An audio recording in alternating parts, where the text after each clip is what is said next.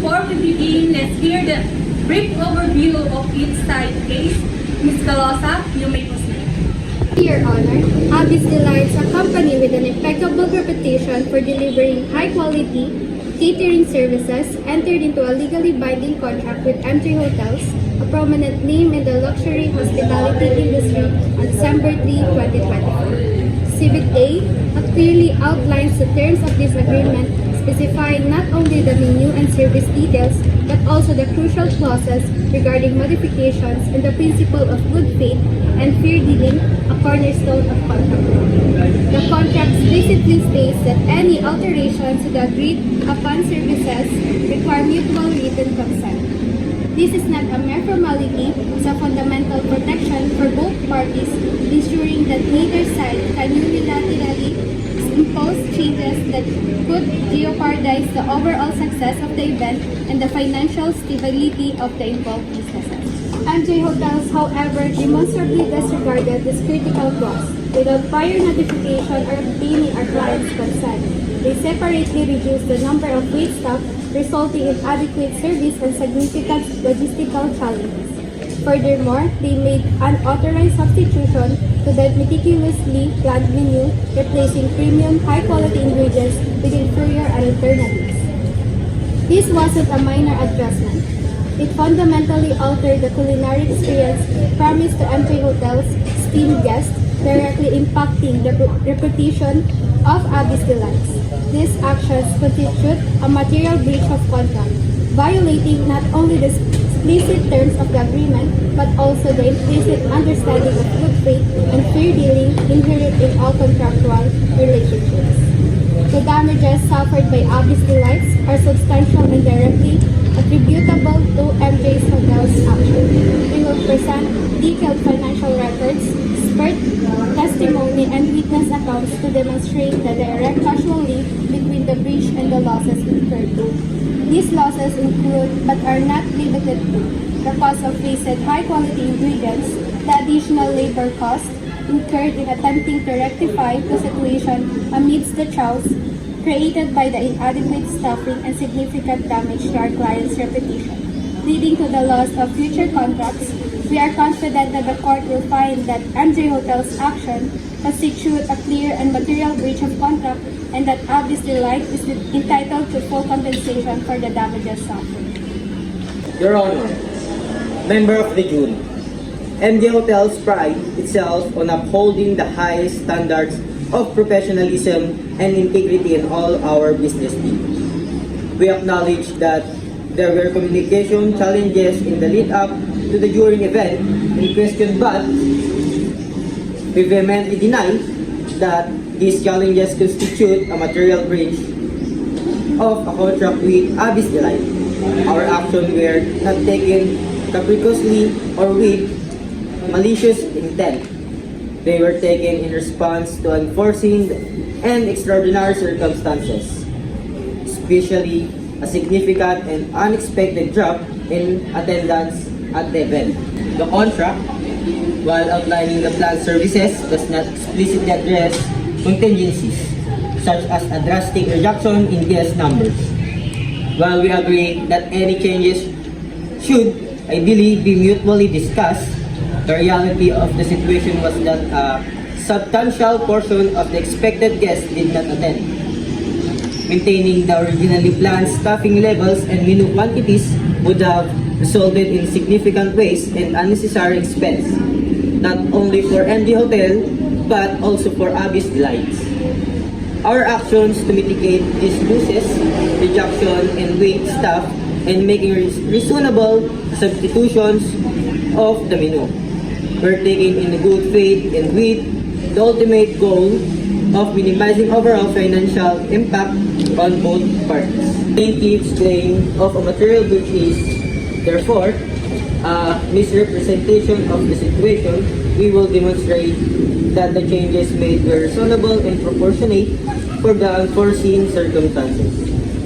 We will present evidence of the reduced attendance figures, documentation showing the cost saving achieved through our mitigation efforts, and testimony from our General Manager, Mr. Lester, who will explain the rationale behind discussions made.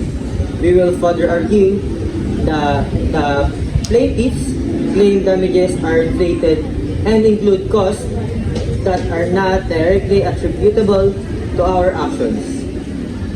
We believe a fair and impartial assessment of the evidence will demonstrate that MJ's Hotels acted responsibly and within the bounds of the contract, and we therefore request that the court dismiss the plaintiff's claims. Ms. Calosa, you may call your first witness. I call Chef Sofia Elarco to the stand. Chef Elarco, focusing on the legal aspect, can you describe the discrepancies between the agreed upon menu and the menu actually served at the MJ Hotels event? Yes, the contract specified roasted chicken with roasted seasonal vegetables, a pasta salad with premium ingredients like imported olives and sun-dried tomatoes, and a classic fruit pie. The actual menu deviated significantly. The roasted chicken was replaced with grilled chicken, a lower cost option that also impacts the overall presentation and culinary experience. The pasta salad, while still containing pasta, used significantly less expensive ingredients, standard canned olives instead of imported ones, and no sun-dried tomatoes. The fruit tart remained the same, thankfully. Can you explain how these substitutions impacted the overall quality of the meal and the cost of the ingredients? The substitution of the roasted chicken with grilled chicken was a noticeable downgrade. While roasting chicken enhances its flavor and texture, while grilling is a simpler technique, the difference in the pasta salad was even more substantial. The use of lower quality ingredients not only affected the taste but also the visual appeal of the dish. While the cost savings for MJ Hotels might seem minor on a per serving basis, when scaled up to the original order size, the difference is significant. The contract specified premium ingredients. The substitution directly violated this agreement. Chef Sofia, wouldn't you agree that grilled chicken is still a perfectly acceptable dish and that the pasta salad can be made with various ingredients while still being tasteable? The substitutions, while different, didn't necessarily make a meal inedible. While grilled chicken is edible, it doesn't meet the standards of the menu agreed upon in the contract. The substitution of ingredients in the pasta salad significantly lowered the overall quality and was a clear departure from the agreed upon specification. The visual appeal and the taste were compromised. These substitutions, while seemingly minor individually, collectively impact the overall culinary experience and directly violate the contract's terms regarding ingredient quality. Thank you, Chef Sofia. Mr. Landabora, you may call your first witness. I call Mr. Lester Ignacio, General Manager of MJ's Hotel. Mr. Ignacio, can you describe the original menu agreed upon the Abyss Delight, focusing on plant dishes? The contract specified a menu including roasted chicken with a roasted vegetable, a simple pasta salad, and a fruit tart for dessert. These were to be prepared with high-quality ingredients as specified in the contract. And what changes were made to do this meal, and why? Due to the significant drop in attendance, approximately 60% less than the anticipated, we were faced with a substantial amount of surplus food. To mitigate waste and unnecessary expense, we reduced the quantities of the prepared dishes and made some minor substitution. Instead of the roasted chicken, we opted for a simpler grilled chicken, and a pasta salad was slightly modified using less expensive but still fresh ingredients. The fruit tart remained unchanged. Can you explain the rationale behind these changes in terms of cost saving and waste reduction? The original menu, while delicious, would have resulted in a tremendous amount of leftover food, generating significant waste and incurring unnecessary costs for both parties. The adjustments made were intended to minimize this waste and reduce the overall cost while still providing a satisfactory meal to the attendees. Mr. Ignacio, while I understand the concern about waste, The contract stipulated specific dishes and ingredients. Your unilateral changes without the client's consent constitute a breach of contract, regardless of the attendance number. The difference in cost between roasted and grilled chicken, while perhaps not substantial for a single serving, becomes significant when scaled to the original order size. The reduction in quality of ingredients in the pasta salad also directly impacts the value of the service provided. While we acknowledge the communication could have been better, our primary goal was to prevent substantial financial losses for both parties. But the contract provides a mechanism for dealing with such situations. Mutual agreement on changes. Your actions circumvent this progress. With a significant drop in attendance, we act swiftly to mitigate the immediate losses. Ms. Calosa, you may call another witness. I call Dr. Charis Gaceta, Professor of Contract Law, to the stand.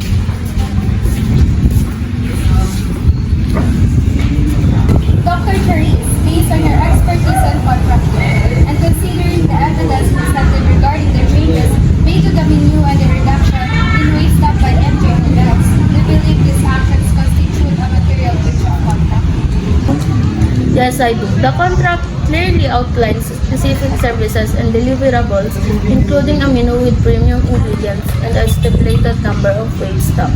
MG's Hotel unilateral alteration to both the menu and the staffing levels without the plaintiff consent constitute a material breach.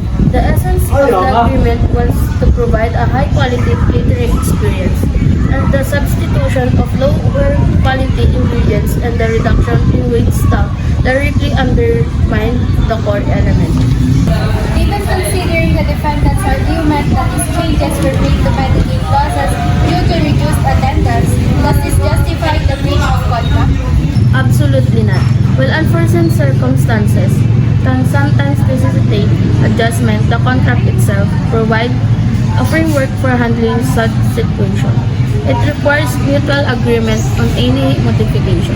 MG's Hotel unilateral action bypassed this crucial process, violating the principle of good faith and fair dealing, which is fundamental to contract law. The fact that the changes involve simpler, less expensive ingredients and reduced staffing does not negate the breach. The contract specified certain standards and those standards were not met. The plaintiff is entitled to compensation for damages directly resulting from this breach. Dr. Gazeta, wouldn't you agree that mitigating losses in the face of unforeseen circumstances is legitimate business practice?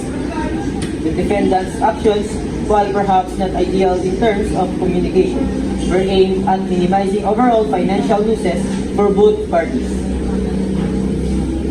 Mitigating losses is indeed a legitimate business practice, but it must be done within the framework of existing contract. The contract outlines a clear process for modification requiring mutual agreement. By passing this process and making unilateral changes, regardless of the intent, constitute a breach. The extent of the damages is a separate issue, but the breach itself is undeniable. Thank you, Dr. Gaceta. We have heard the testimony from both sides. Ms. Calosa, you may now present your closing argument.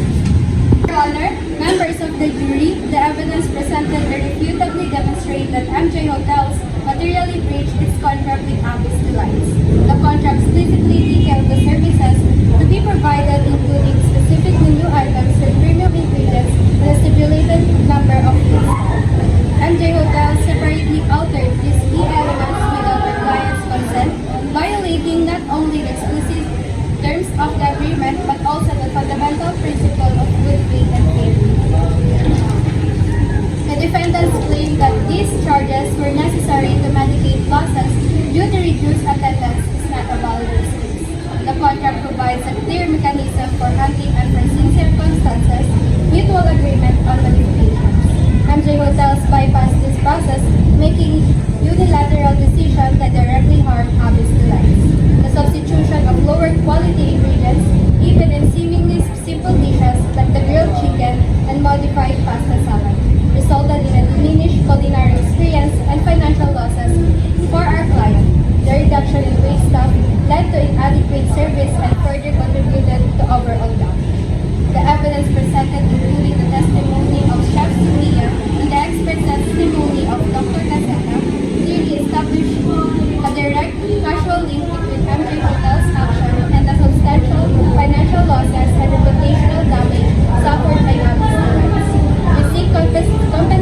for these damages, which are directly attributable to the defendant's clear breach of contract. Mr. Landagora, your closing argument. Your Honor, member of the jury, while we acknowledge the communication could have been improved, we maintain that MJ's Hotel actions were aimed at mitigating losses in the face of unforeseen circumstances. A substantial and unexpected decrease in attendance, that changes made to the menu, and the reduced and wait staff were reasonable responses to this situation, intended to minimize waste and unnecessary expenses for both parties. The plaintiff argues that these changes constitute a material breach of contract. However, we contend the substitutions made while different from the original plan did not fundamentally alter the nature of the service provided. The grilled chicken and modified pasta salad, while perhaps not as luxurious as the originally planned dishes, still provided a satisfactory meal to the attendees. The reduction of wait staff was also proportionate to the reduced attendance, minimizing unnecessary labor costs. While we agree that better communication would have prevented this situation, our actions were driven by a genuine attempt to minimize losses for both parties. The plaintiff's claim of 50,000 in damage is inflated and not solely attributable to our actions. We believe a fair and impartial assessment of the evidence will show that MJ Hotels acted reasonably and that the plaintiff's claim for competition is excessive. The case is now deliberated. The case is adjourned. All rise. The court has reached a decision in the case of Abit Pilay versus MJ Hotels. This case presented a complex interplay of contractual obligation, unforeseen circumstances, and the crucial issue of material breach. The court has carefully considered all the evidence presented, including the testimony of witness and the expert opinion provided. The court finds that while MJ Hotel faced unforeseen circumstances in the form of significant reduced attendance at the event, the response was not in accordance with contractual agreement. The contract explicitly stipulated the provision of specific service and deliverables, including a detailed menu with the premium ingredients and its defined number of wait staff. The unilateral changes made by MJ Hotels, even with the intention of mitigating losses, constituted a material breach of contract. The substitution of ingredients, even in their simpler dishes, resulted a demonstrable reduction in quality, directly impacting the essence of agreed upon service. The reduction in wait staff, while abruptly proportionate to the reduced attendance, still violated. The court also considered the financial losses claimed by Abu Delights. While the court acknowledged that some of the claimed losses might be attributable to the factor beyond MJ Hotel's action, a significant portion of the claimed damages, specifically the cost of a wasted premium ingredients and the additional labor costs incurred due to the chaotic situation resulting from inadequate staffing, are directly linked to the defendant breach of contract. Therefore, the court find that favor of the plaintiff Abigail Daus and award Abby's Delight damages in the amount of 45,000 pesos. This amount reflects the court assessment of the direct financial losses suffered by the plaintiff as a result of MJ Hotel's material breach of contract. The court further emphasized the importance of adhering contractual agreement and the principle of good faith and fair dealing in all business transactions. This case is adjourned.